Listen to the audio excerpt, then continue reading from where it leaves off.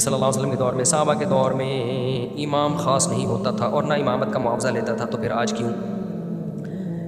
نبی صلی اللہ علیہ وسلم کے دور میں امامت کا نہ معاوضہ ہوتا تھا، نہ امام مسجدوں کے متعین امام ہوتے تھے۔ کچھ چیزوں کا تعلق ہوتا ہے مینجمنٹ سے، اور بھی بہت سارے کام ہیں۔ نبی کے دور میں تو یہ مدرسے بھی نہیں تھے، یونیورسٹیاں بھی نہیں تھیں، مدرسوں میں ایسا بھی نہیں تھا بخاری کا گھنٹہ ہو، ترمذی کا گھنٹہ ہو، ہدایہ کا گھنٹہ ہو، فقہ کا، عربی گرامر پڑھائی جاتی ہو۔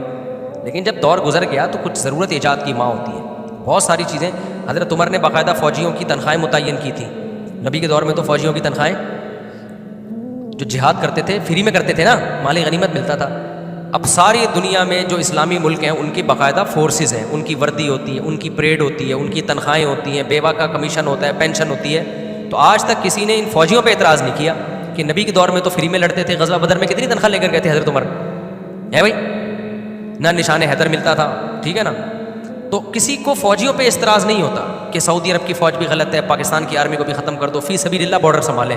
فوراً کہیں گے بھائی وہ بہت محدود ریاست تھی، اس میں یہ کام فی سبیل اللہ ہو سکتے تھے۔ اب جب بڑی بڑی طاقتیں ریاستیں بن گئی، کام پھیل گیا، تو اس کام کو آرگنائز کرنے کی ضرورت ہے۔ تو ایسے ہی نبی کے دور میں اماموں کی نہ تنخواہیں تھیں، محدود لوگ تھے، ریاستیں بھی چھوٹی تھیں۔ جب ریاستیں پھیلنا شروع ہوئی ہیں، خلافتیں ہوئی ہیں، تو پھر ایک بہت بڑا سیٹ اپ وجود میں آیا۔ پھر اس کام کو باقاعدہ جب تک پراپر وے میں نہ کیا جائے تو یہ نمازوں کے ضائع ہونے کا خطرہ تھا۔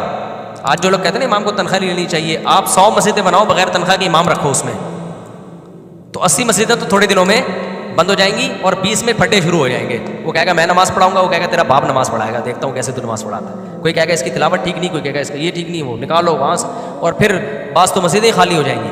تو پریکٹیکلی فقہاء نے دیکھا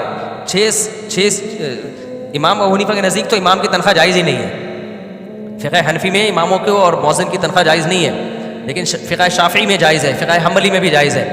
لیکن 600-700 سال کے بعد احناف نے دیکھا کہ اب نمازیں ضائع ہوں گی، کیونکہ امام کو اگر فارغ ہو کے 5 ٹائم نماز پڑھاتا ہے کوئی شخص فری میں، تو وہ اپنے گھر کے وہ باقی کام کرنا اس کے لیے مشکل ہو جاتا ہے، ناغے ہوں گے۔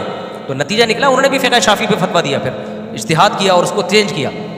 تو چونکہ ان کو اسلام کو بچانے کی فکر تھی نا، تو جس کو فکر ہے تو وہ تو یہ بات کرے گا، ورنہ یہ ایسے ہی ہے کہ نبی کے دور میں فوجی تنخواہ نہیں لیتے تھے، اب کیا ہے، اب بھی فوج کی تنخواہیں بند کرو تو فوراً ملک کی سالمیت خطرے میں پڑ جائے گی، لوگ آرمی چھوڑ چھوڑ کے بھاگنا شروع ہو جائیں گے، بارڈر خالی ہو جائیں گے، پھر فی سبیل اللہ جس نے جانا ہے بہت سے لوگ چلے جائیں گے، نہ ان کو ٹریننگ ہوگی، کچھ بھی نہیں ہوگا۔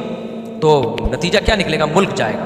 تو جب بھی کوئی اعتراض کیا کرے نا کہ مولوی لوگ تنخواہ لے کے نماز پڑھا رہے ہیں، بولے فوجی لوگ تنخواہ لے کے لڑ رہے ہیں، تو فوج کا نظام بھی ختم کرو، ہم مولویت کا نظام ایک دم۔ لیکن مولویوں سے لوگوں کو ٹھڑک ہے، اصل میں علماء سے ٹھڑک ہے، جو بغض نکالنا ہوتا ہے مولویت پہ آ کے نکالتے ہیں اور پھر وہاں سے نظریں چرا لیتے ہیں۔ ورنہ امین اکاڑوی صاحب کہا کرتے تھے کہ یہ جماعت المسلمین والے نا اکثر کہتے تھے کہ یہ مولوی لوگ قرآن پڑھتے ہیں اور پیسے لیتے ہیں نمازوں میں، 5 نمازیں پڑھا رہے تو قرآن ہی پڑھ رہے ہیں نا، تو قرآن تو کہتے ہیں لا تشتروا بآیاتی ثمنا قلیلا، میری آیات کو پیسوں کے بدلے میں مت بیچو۔ تو جتنے مولوی نماز پڑھا رہے ہیں، مدرسوں میں قرآن پڑھا رہے ہیں اور تنخواہ لے رہے ہیں، یہ سب قرآن کو پیسوں کے بدلے میں بیچ رہے ہیں۔ تو مولانا امین اکاڑوی صاحب سے کسی نے سوال پوچھا، انہوں نے کہا کہ جس نے یہ قرآن میں پڑھ کے یہ آیتیں ہم پہ فٹ کر رہے ہیں، انہوں نے تم نے جو قرآن خریدا تھا جس دکان سے، تو اس کو یہ آیت کیوں نہیں سنائی کہ اللہ کہہ رہے ہیں میری آیتوں کے چند ٹکوں کے بدلے میں مت بیچو، اور تم تو پورا قرآن مجھے پیسوں کے بدلے میں بیچ رہے ہو، پورا قرآن تم نے پیسے لیے اور الحمد سے لے کے الناس تک بیچ دی۔ تو وہ کیا کہے گا بھائی یہ اس کا یہ مطلب نہیں ہے، تو اس کو بولو پھر اس آیت کا بھی یہ مطلب نہیں ہے۔ اس آیت کا اصل مطلب یہ ہے کہ قرآن میں یہودی تحریف کرتے تھے تورات انجیل میں پیسوں کے بدلے میں، یہ ہے قرآن کو بیچنا۔ تو اگر کوئی مولوی لوگوں سے پیسے لے کے قرآن کا غلط مطلب بیان کر رہے ہیں تاکہ لوگ خوش ہو جائیں، اس کو قرآن کا بیچنا کہیں گے۔ ان کا تنخواہوں کا قرآن کے بیچنے سے کوئی تعلق نہیں ہے۔ ہر آدمی ہر شاخ پہ الو بیٹھا ہے آج کل نا، ہر اسکالر قرآن حدیث کو اپنی مرضی سے ادھر ادھر پھیر رہا ہے۔